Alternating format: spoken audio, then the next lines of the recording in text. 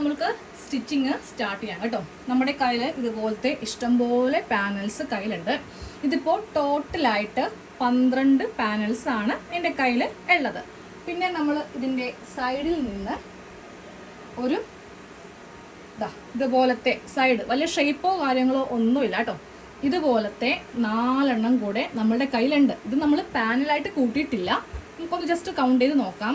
1 2 3 4. അപ്പോൾ ഇത് 4 പാനലുണ്ട്. ഇതിപ്പോൾ 12 പാനലുണ്ട്. അപ്പോൾ 12ഉം 4ഉം ആകുമ്പോൾ മൊത്തത്തിലാണ് നമ്മൾക്ക് 16 പാനൽ വരുന്നത്.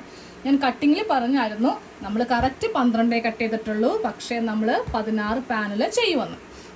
അപ്പോൾ ഇതിനെ സ്റ്റിച്ച് ചെയ്യാൻ പോവാം കേട്ടോ. സ്റ്റിച്ച് ചെയ്യാൻ നേരം നമ്മൾക്ക് മൊത്തത്തിൽ ഇതിനെ ഒന്ന് രണ്ടാക്കുക. അതായത് ഇപ്പോൾ മൊത്തത്തിൽ 12 ഇല്ലേ, അപ്പം ഞാൻ അതിൽ നിന്ന് 1 2 3 4 5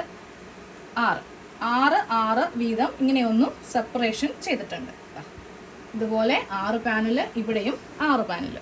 ഇനി ഇതിൽ നിന്ന് 2 എണ്ണം ഇങ്ങോട്ടേക്കും 2 എണ്ണം ഇങ്ങോട്ടേക്കും. ഇത് അവസാനം മാത്രമേ സ്റ്റിച്ച് ചെയ്യാവൂ കേട്ടോ. ഈ 2 എണ്ണം നമ്മൾക്ക് ഒരെണ്ണം ഈ അറ്റത്തും ഒരെണ്ണം ഈ അറ്റത്തും, അങ്ങനെ വേണം ഇത് തയ്ച്ച് കൊടുക്കാൻ വേണ്ടി. അപ്പോൾ ഇത് തൽക്കാലം ഏതെങ്കിലും ഭാഗത്തേക്ക് മാറ്റി വെക്കുക. ഈ ഒരു പാനലിൻ്റെ ഇടയിൽ, അതായത് നമ്മൾ ഇവിടെ ഇപ്പോൾ ഇങ്ങനെ ഇവിടെ ഒരെണ്ണം വെച്ചു, പിന്നെ ഇങ്ങനെ ഇവിടെ ഒരെണ്ണം വെച്ചു. ഇതിൻ്റെ ഇടയിൽ ഈ ഒരു സൈഡ് പാനൽ, വലിയ ഷേപ്പോ കാര്യങ്ങളോ ഒന്നുമില്ലാത്ത പാനൽ വെച്ച് കൊടുക്കരുത്.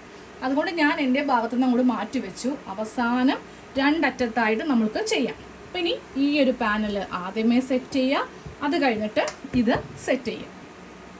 അതെ, ഫസ്റ്റ് പാനലാണ് ഞാനൊന്ന് അറ്റാച്ച് ചെയ്ത് കാണിക്കാൻ പോകുന്നത് കേട്ടോ. 2 പാനലിൻ്റെയും നല്ല വശവും തമ്മിൽ കൂട്ടി വെക്കുക. എന്നിട്ട് ഈ ചെറിയ ഭാഗം മുതൽ വേണം താഴത്തേക്ക് തയ്ച്ചു പോകാൻ. താഴെ നിന്ന് മുകളിലേക്ക് ചെയ്യുമ്പോൾ നമ്മൾക്ക് ഇവിടുത്തെ അളവ് വ്യത്യാസം വരും കേട്ടോ. താഴെ ആകുമ്പോൾ നമ്മൾക്ക് ഷേപ്പ് ചെയ്യാമല്ലോ, പക്ഷേ മുകൾ കറക്റ്റ് ലെവലായിരിക്കണം. അപ്പോൾ ഇതുപോലെ ഇങ്ങനെ വെച്ചിട്ട് നമ്മൾ 1/2 ഇഞ്ചാണ് തയ്യൽ തുമ്പ് കൊടുത്തിരിക്കുന്നത്. അത് പ്രകാരം നമുക്ക് താഴത്തേക്ക് ഇങ്ങനെ ഒന്ന് തയ്ച്ചു പോവാം. എന്നിട്ട് അത് ഓപ്പൺ ചെയ്തിട്ട് പതിച്ച് തയ്ക്കാം. ഒരെണ്ണം കാണിച്ചു തരാം, ബാക്കി എനിക്ക് ഫുള്ളായിട്ടുള്ളത് കാണിക്കാൻ പറ്റില്ല, കാരണം അത്രയും നമുക്കിതിൽ തയ്ക്കാനുണ്ട്. ഇതുപോലെ ഇങ്ങനെ വെച്ചിട്ട് നമുക്ക് 2 അറ്റം ഒരേ ലെവലിൽ ആക്കി കൊടുക്കുക. എന്നിട്ട് ഇങ്ങനെ അങ്ങ് തയ്ക്കുക കേട്ടോ. അപ്പോൾ ഒരെണ്ണം തയ്ച്ചു, എന്നിട്ട് പതിച്ചടിക്കാതെ അടുത്തത് കൊണ്ടേ വെക്കരുത്. ഓരോന്ന് കഴിയുമ്പോൾ അത് പതിച്ചടിച്ച് പോവുക, എന്നാലേ ചുളിവൊന്നുമില്ലാതെ നല്ല കറക്റ്റായിട്ട് കിട്ടുള്ളൂ. എന്നിട്ടിത് അയൺ ചെയ്തിട്ടും വേണം ബാക്കി നെക്ക് കാര്യങ്ങളൊക്കെ ചെയ്യാനായിട്ട്. പാനലെല്ലാം കഴിയുമ്പോൾ ഇത് അയൺ ചെയ്യണം കേട്ടോ. ഈ ഒരു കുർത്തി എന്ന് പറയുമ്പോൾ നമ്മൾക്ക് അത്യാവശ്യം നല്ല സ്റ്റിച്ച് വരുന്ന ഒരു മോഡലാണ്. അതുകൊണ്ട് തന്നെ ഇതിന് നല്ല ചാർജുമാണ്. നമ്മൾ പുറത്ത് തയ്പ്പിക്കുകയാണെങ്കിൽ നല്ലൊരു എമൗണ്ട് ആവും കേട്ടോ ഇതിന്. അപ്പോൾ അതെ, ഇതിങ്ങനെ തയ്ച്ചു കഴിഞ്ഞു. എന്നിട്ട് ഇതിങ്ങനെ ഒന്ന് ഓപ്പൺ ചെയ്യാം. ഓപ്പൺ ചെയ്തിട്ട് ഇതെങ്ങോട്ട് വേണമെങ്കിലും നമുക്ക് വെക്കാം, ഇങ്ങോട്ടേക്കോ. ഈ 2 ക്ലോത്ത് ഏതെങ്കിലും ഒരു ഭാഗത്തേക്ക് കറക്റ്റ് വെക്കുക. എന്നിട്ട് പതിച്ചടിക്കുമ്പോൾ ഒന്ന് ശ്രദ്ധിക്കുക കേട്ടോ. നല്ലതുപോലെ പതിച്ചടിച്ചില്ല എന്നുണ്ടെങ്കിൽ നമ്മളിത് ഇട്ട് കഴിയുമ്പോൾ ഒരു വൃത്തി ഉണ്ടാവില്ല കാണാൻ വേണ്ടി. ഈ 2 വശവും ഇങ്ങനെ അങ്ങോട്ട് ഒന്ന് വിടർത്തി പിടിക്കുക. എന്നിട്ട് ഞാൻ ഇതിൻ്റെ ഈ ഓരത്ത് കൂടിയിട്ടാണ് സ്റ്റിച്ച് കൊടുക്കുന്നത് കേട്ടോ. നീക്കിയിട്ടൊന്നുമല്ല, ജസ്റ്റ് അതിൻ്റെ ആ സൈഡിൽ കൂടെ ഇങ്ങനെ തയ്ച്ചങ്ങ് പോവുകയാണേ.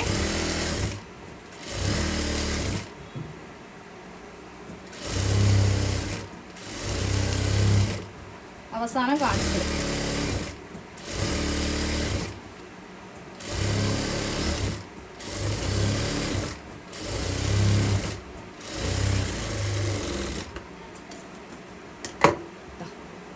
ഈ ഒരു അളവനുസരിച്ചിട്ട് തൊട്ട് പറ്റ വെച്ച് അങ്ങോട്ട് തയ്ച്ച് എടുത്തു. ഇങ്ങോട്ടൊക്കെ കയറ്റിയില്ല കേട്ടോ. ഇതേപോലെ ഒരേ അളവ് തന്നെ സ്റ്റിച്ചിൽ നമ്മൾ തയ്ച്ചെടുക്കാം. ഇങ്ങനെ അങ്ങോട്ടും ഇങ്ങോട്ടും പാമ്പ് പോകുന്ന പോലെ തയ്ക്കരുത്. പാമ്പ് ഇങ്ങനെ ഇഴഞ്ഞിഴഞ്ഞു പോകത്തില്ലേ, അതുപോലെ വരുത്താതെ ഒരേ അളവ് പ്രകാരം തന്നെ ഇങ്ങനെ അങ്ങ് ചെയ്ത് എടുക്കാൻ ശ്രമിക്കാം. ഓക്കെ, ഇനി അത് കഴിയുമ്പോൾ നമുക്ക് അടുത്ത പാനൽ. അങ്ങനെ ഞാനിപ്പോൾ മൊത്തത്തിൽ 6 പാനൽ ചെയ്തെടുക്കാൻ പോവാം. അത് കഴിഞ്ഞിട്ട് ആ സൈഡ് ഫിറ്റിംഗ് ഞാൻ കാണിച്ചു തരാം കേട്ടോ. ഇതുപോലെ 6 പാനൽ ഒന്ന് അറ്റാച്ച് ചെയ്ത് എടുത്തിട്ടുണ്ട്. 1 2 3 4 5 6. ഇനിയിപ്പോൾ നമുക്ക് ആ ബാലൻസ് വന്നിട്ടുള്ള 2 കഷ്ണം ഫ്രണ്ടിൽ 2 കഷ്ണം ബാക്കിൽ അങ്ങനെയാണ് വെക്കുന്നത് കേട്ടോ. ഇതിൻ്റെ വീതി കുറഞ്ഞ ഭാഗം ഈ ഒരു മുകൾ ഭാഗത്ത് കൊടുക്കരുത്, നമുക്ക് ചെസ്റ്റ് എത്തില്ല. അപ്പോൾ എന്താ ചെയ്യേണ്ടത്? ഇതാ ഈ വീതിയുള്ള ഭാഗം മുകളിൽ കൊടുക്കുക. അപ്പം ഞാൻ ഇത് ഇങ്ങനെ വെച്ചിട്ട്, അതായത് ഇതാ ഇവിടെ ഇങ്ങനെ വെച്ചിട്ട് ഇതങ്ങ് അറ്റാച്ച് ചെയ്യും. അപ്പോൾ ഇത് ഓപ്പൺ ചെയ്യുമ്പോൾ നല്ല വീതിക്ക് നമ്മൾക്ക് ചെസ്റ്റിൻ്റെ ഭാഗത്ത് കിട്ടും. സെയിം അതേപോലെ തന്നെ ബാക്കിയുള്ള കഷ്ണം ഇതാ ഇവിടെ ഇങ്ങനെ വെച്ചിട്ട് വേണം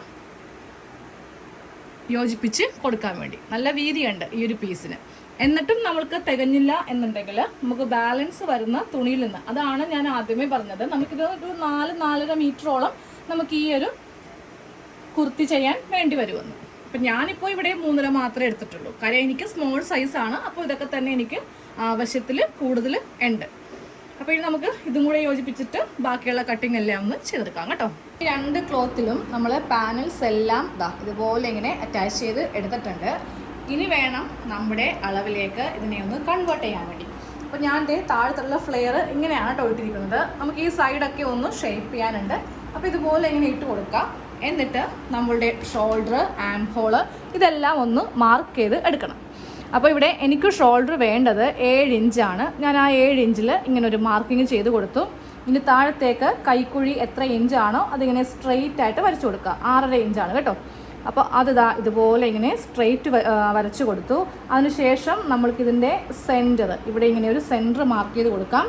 ഈ കാണുന്നതാണ് നമ്മളുടെ ചെസ്റ്റിൻ്റെ അളവ്. ചെസ്റ്റ് എനിക്ക് വരുന്നത് 9 ഇഞ്ചാണ്. അതിനെ കൂടെ 2 ഇഞ്ച് തയ്യൽ തുമ്പും കൂടി ചേർത്തിട്ട് 11 ഇഞ്ചിൽ ഞാൻ ഇതുപോലെ 2 മാർക്കിങ് കൊടുത്തു. അത് കഴിയുമ്പോൾ നമ്മൾക്ക് താഴത്തേക്ക് വേസ്റ്റും ഹിപ്പും കൂടെ ഒന്ന് മാർക്ക് ചെയ്ത് കൊടുക്കാം കേട്ടോ. ഇവിടത്തെ വണ്ണം കൂടെ നമ്മൾക്കൊന്ന് മാർക്ക് ചെയ്ത് കൊടുക്കണം. അതെ, ഈ ഭാഗത്ത് 8 ഇഞ്ചാണ് എനിക്ക് വണ്ണം വരുന്നത്. അതിനെ കൂടെ 2 ഇഞ്ച് തയ്യൽ തുമ്പ് ചേർത്തിട്ട് ഞാൻ 10 ഇഞ്ചിൽ മാർക്ക് ചെയ്ത് കൊടുത്തു. ഇവിടെ വണ്ണം വരുന്നത് 10 ഇഞ്ചാണ്. അതിനെ കൂടെ 2 ഇഞ്ച് ചേർത്തിട്ട് 12 മാർക്ക് ചെയ്തിട്ട് ഇതേപോലെ ഒരു ലൈൻ ഇങ്ങനെ ഒന്ന് വരച്ചു കൊടുത്തു കേട്ടോ. ഇനി നമുക്ക് ഈ ഒരു ആം ഹോളും കൂടെ ഒന്ന് ഷേപ്പ് ചെയ്തിട്ട് ഇതും കൂടെ അങ്ങോട്ട് കട്ട് ചെയ്ത് അങ്ങോട്ട് മാറ്റാം. ഇതുപോലെ ഇങ്ങനെ വെച്ചിട്ട് ഇതിനെ ഒന്ന് കട്ട് ചെയ്യാം. അപ്പോൾ നമുക്കത് ഇവിടെ എക്സ്ട്രാ 2 ഇഞ്ചും കൂടെ കിട്ടും. അപ്പോൾ ആക്ച്വലി ഈ ഒരു 3.5 മീറ്ററിൽ നിങ്ങൾക്ക്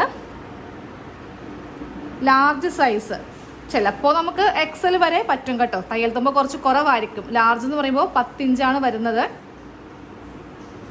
അതിനെ കൂടെ 2 ഇഞ്ച് തയ്യൽ തുമ്പ് കഴിഞ്ഞാലും കുറച്ചുകൂടെ ഉണ്ട്. XL വരെ നമുക്ക് ഈ 3.5 ഇഞ്ചിൽ ഇതുപോലെ ചെയ്തെടുക്കാൻ പറ്റും. അതിക്ക് മേളിലൊക്കെ ഉള്ളവരാണെങ്കിൽ നിങ്ങൾക്ക് കുറച്ചും കൂടി തുണി മേടിച്ചാലേ ഇങ്ങനെ ചെയ്യാൻ പറ്റുള്ളൂ. അപ്പോൾ ഇതങ്ങോട്ടൊന്ന് കട്ട് ചെയ്ത് എടുക്കാം. ഈ ഒരു അളവിൽ വെച്ചിട്ട് ഇങ്ങനെ അങ്ങ് കട്ട് ചെയ്തങ്ങ് മാറ്റാം. ലൈനിങ് വെക്കുന്നുണ്ടെന്നെങ്കിൽ ഇപ്പം തന്നെ ലൈനിങ് ഇതേ അളവിൽ തന്നെ ഒന്ന് കട്ട് ചെയ്ത് എടുക്കേണ്ടി വരും കേട്ടോ.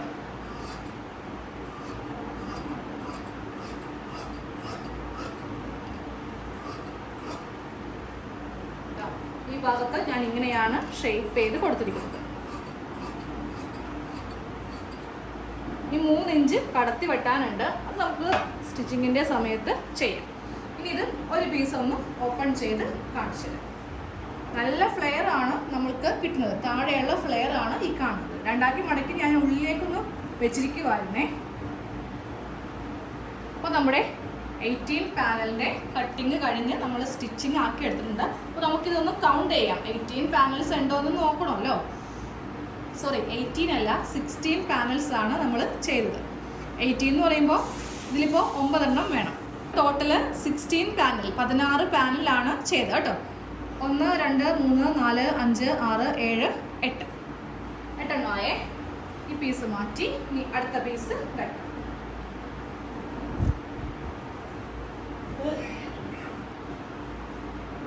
9 10 11 12 13 14 15 16 മൊത്തത്തിൽ 16 പാനൽ ഇപ്പോൾ റെഡിയാക്കി എടുത്തു. നമ്മൾ ഈ ഒരു സൈഡിൽ അത്യാവശ്യം വലിയൊരു പീസാണ് വെച്ചത്. പക്ഷേ ഇതുപോലെ ഇങ്ങനെ ചെയ്യുമ്പോൾ ഇവിടെ ചെറിയ പീസായി മാറും. കാരണം ആംഹോളൊക്കെ ഒത്തിരി അങ്ങ് പോകുമല്ലോ, കുഴിച്ച് വെട്ടുമ്പോൾ പോകുമല്ലോ. അപ്പോൾ ഇതുപോലെയും ചെയ്തെടുക്കാം.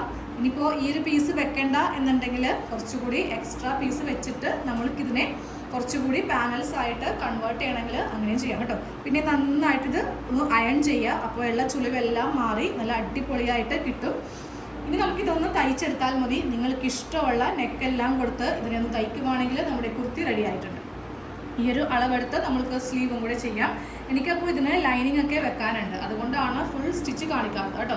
ഒരു ചെറിയൊരു വി നെക്കൊക്കെയാണ് കൊടുക്കുന്നത്.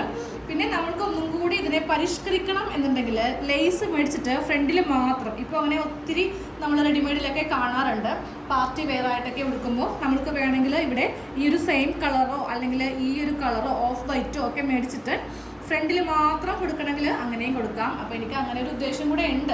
പറ്റാച്ച അതുപോലെ ചെയ്യും കേട്ടോ. ലേസ് ഇതിൻ്റെ കളർ സെയിം കിട്ടണമല്ലോ, അല്ലെങ്കിൽ ഒരു ഭംഗി ഉണ്ടാവില്ല. അതും നല്ല ഭംഗിയുള്ള ലേസ് വാങ്ങിക്കണം. എന്താ പറയുക, അധികം ഭംഗിയില്ലാത്ത മോഡലൊക്കെ ആണെങ്കിൽ ലാസ്റ്റ് അത് കുളമായി പോകും. അപ്പോൾ നോക്കിയും കണ്ട് ഞാനൊന്ന് ട്രൈ ചെയ്യുന്നുണ്ട്. പിന്നെ കടയിൽ പോകുമ്പോഴേ അതൊക്കെ മേടിക്കാൻ പറ്റുമോ, എല്ലാ ദിവസവും നമുക്ക് പോയി മേടിക്കാൻ പറ്റില്ലല്ലോ. അതുകൊണ്ടാണ് ഇതിൻ്റെ ഫുൾ സ്റ്റിച്ച് കാണിക്കാത്തത് കേട്ടോ. ലേസ് കിട്ടുവാണെങ്കിൽ അതും കൂടി അറ്റാച്ച് ചെയ്തിട്ട് ഫുള്ളായിട്ടുള്ള ഒരു വീഡിയോ വേറെ ഒരെണ്ണം കൂടെ ചെയ്യാം കേട്ടോ. അപ്പോൾ ഇത് കുറേ പേരോട് ചോദിച്ചു ഇതിൻ്റെ സ്റ്റിച്ചിങ് പാർട്ട് എവിടെയെന്ന്. ഇനിയിപ്പോൾ ഇതിൻ്റെ ബാക്കി ചോദിക്കരുത്, ഇത്രയും ഞാൻ കാണിച്ചിട്ടുണ്ട്. ഇനി ഇതിൽ സാധാ പോലെ തന്നെ നമ്മൾക്ക് ഇഷ്ടമുള്ള നെക്ക് വെക്കാം, സ്ലീവും കൂടെ എടുത്ത് ജോയിൻ ചെയ്യുകയാണെങ്കിൽ നമ്മുടെ കുർത്തി കഴിഞ്ഞു കേട്ടോ. അപ്പോൾ നമുക്കിനി അടുത്ത വീഡിയോയിൽ കാണാം. Thank you.